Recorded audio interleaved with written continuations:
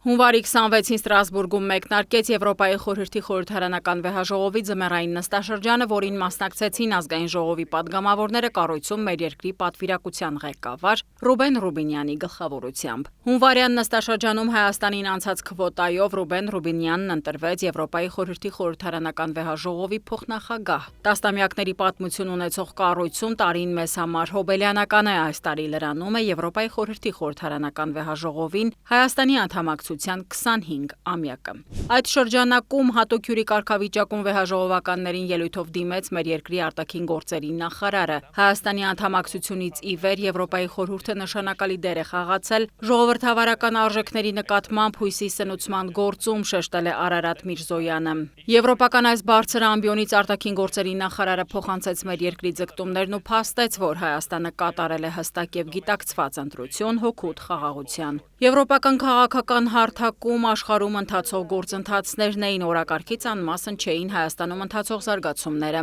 Այս համատեքստում ձմեռային նստաշրջանում ընդունվեց վեհաժողովի մոնիթորինգի ընթացակարգի առաջընթացը վերտառությամբ բանաձև։ Փաստաթղթում մեր երկրին վերաբերող հատվածում կառույցը մտահոգություն է հայտնում եկեղեցու մի քանի հոգևորականների կողմից իշխանությունը բռնազավթելու ծրագրերի մասին տեղեկությունների առնչությամբ։ Ադրբեջանին վերաբերող հատվածում էլ ի թիվս այլ ուղղությունների կոչ է արվում ազատ արձակել այնտեղ պահվող բոլոր հայերին։ Խոսելով խաղաղության օրակարգից Միրզոյանն ընդգծեց, որ Ադրբեջանում դեռևս պահվող հայ գերիների ազատ արձակումն, ինչպես նաև անհետ կորածների ճակատագրի պարզաբանման ուղղությամբ համագործակցությունն անկասկած կդառնան հաշտեցման գործընթացին ուղղված էական ներդրում։ Ձմեռային նստաշրջանում վեհաժողովականները Փեթրա Բայերին ընտրեցին Եվրոպայի խորհրդի խորհրդարանական վեհաժողովի նոր նախագահ։ Տիկին Բայերը Ավստրիայից է։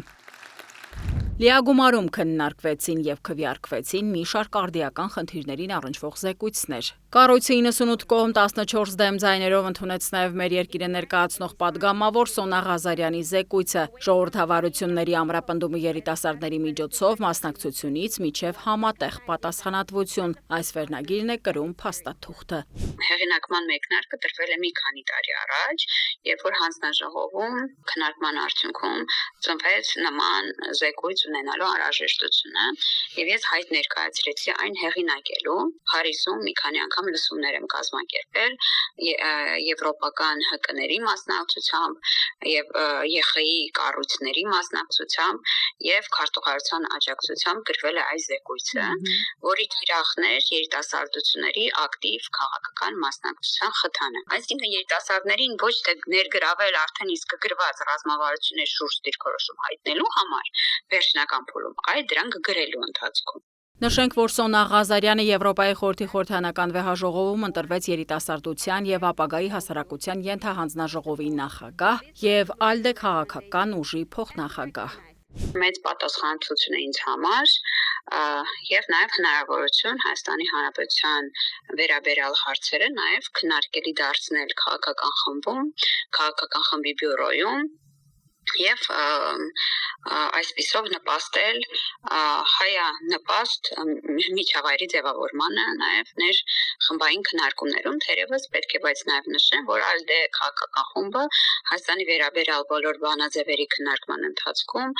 ընդգծված դրական վերաբերմունք ուներ եւ ունի։ Եվրոպայի խորհրդի խորհրդարանական վեհաժողովի կանոնակարգի էթիկայի եւ անձեռնմխելիության հանձնաժողովի նախագահի պաշտոնում էլ ընտրվեց ազգային ժողովի պատվիրակության անդամ Վլադիմիր Վարդանյանը։ Հանձնաժողովը պատասխանատու է վեհաժողովի կանոնակարգի լրամշակման, փոփոխման, լավարկման, падգամավորների էթիկական վարքագծին գնահատական տալու եւ падգամավորական անձեռնմխելիության հարցերի քննության համար։ ԵԽԽՎ մարդու իրավունքների ենթահանձնաժողովի փոխնախագահի պաշտոնն էլ ստանձնեց Արուսյակ Ջուլհակյանը։